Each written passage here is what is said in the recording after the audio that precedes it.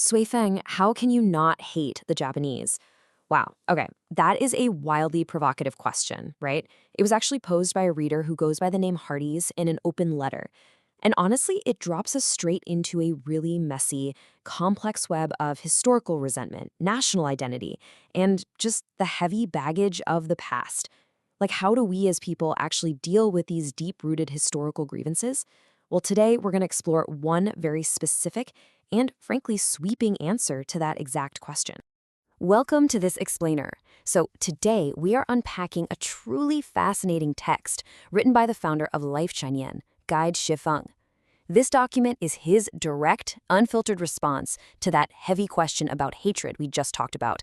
And let me tell you, his answer, it is essentially a comprehensive utopian blueprint for humanity.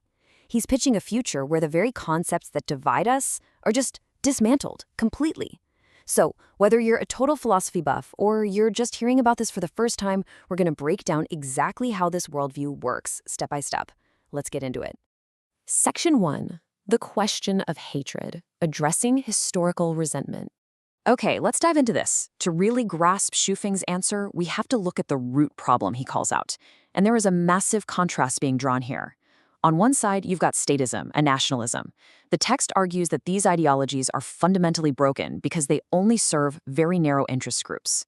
Guide Shufeng makes the case that nationalism doesn't solve problems, it actually makes suffering worse and just fuels disasters. But flip to the other side, and he counters this with globalism and his concept of Lifechanyuan. This model is built to serve all of mankind, literally everyone, by advocating for forgiveness and universal love. It's a hard line in the sand. The old way of dividing people causes pain, while his globalist vision brings unity.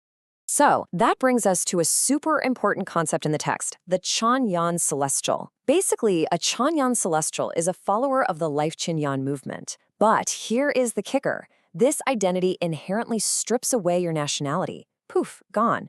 You aren't defined by the borders you happen to be born inside of anymore. Instead, you belong entirely to the whole of humanity. It's an identity that claims to completely overwrite any modern geographic or political boundaries we have today. Section 2. Defining true globalism, a movement beyond borders. Now you might be wondering, wait, isn't this just a Chinese movement? I mean, given the language and cultural background of the founder, it's a fair question. But the text tackles that skepticism head-on by mapping out a very specific global footprint. Check this out. Step 1, Shufeng states the movement actually originated in Africa. Step 2, the core concepts were first publicized over in Japan. And Step 3, extensive publicity kicked off in North America. He even makes a point to mention that the website servers were intentionally kept outside of mainland China. And this brilliantly illustrates the geographic progression Shufeng uses to prove this movement was fundamentally transnational from day one. Which leads to this pretty bold declaration. Shufeng writes, quote, "If I want, I can become an African in 3 months. So Lifechanyuan does not represent China, but the world." That's intense, right? He fully acknowledges that, yeah, right now the movement leans heavily on the Chinese language, and early followers share a Chinese cultural heritage. But he insists that's just a temporary logistical illusion. Once the framework is finalized in Chinese, the plan is to translate the whole shebang into English, Japanese, Korean, you name it. To him, language is just a tool, definitely not a boundary.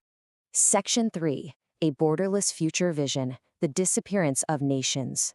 So if we run with this premise, that identity can truly be detached from geography, what does the endgame actually look like? Well, Guide Shufeng argues that once the majority of humanity becomes Chanyuan Celestials, the societal structures we lean on today will just dissolve. Sovereign states? Gone.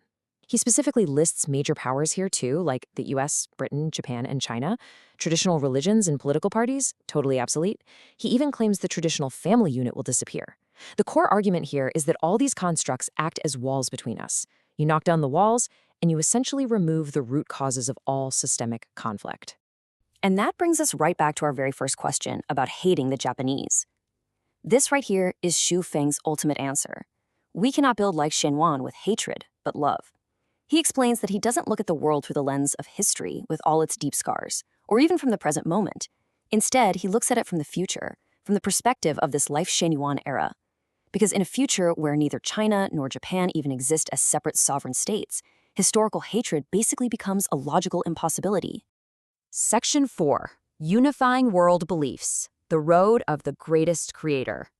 Now, to actually pull off this borderless society, Lifechanyuan doesn't just go after politics, it tackles spirituality head on. Look at the paths we currently have. You've got major religious roads, Christ, Buddha, Muslim. You've got political and ideological roads, Marx, Lenin, Mao. You've even got the road of science. Xu Feng's text claims that Lifechanyuan isn't about picking one winner and ditching the rest. No, look at the proposed goal. The aim is to have all of them normalized. The movement is attempting to synthesize all these major human philosophies under one giant unified umbrella, following what he calls the road of the greatest creator. The idea is to initiate a totally brand new era for everyone. So the crucial point is how all of this actually applies to the individual.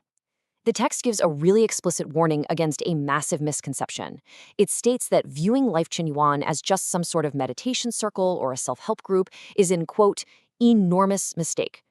Actually, a huge chunk of its teachings are deeply practical and moral. It teaches people how to be an upright person. So we're not just talking about finding inner peace here, it's about actively initiating a global systemic overhaul that is driven by personal, everyday conduct. Section 5. Love over Nationalism, the Synthesis of Ancient Wisdom.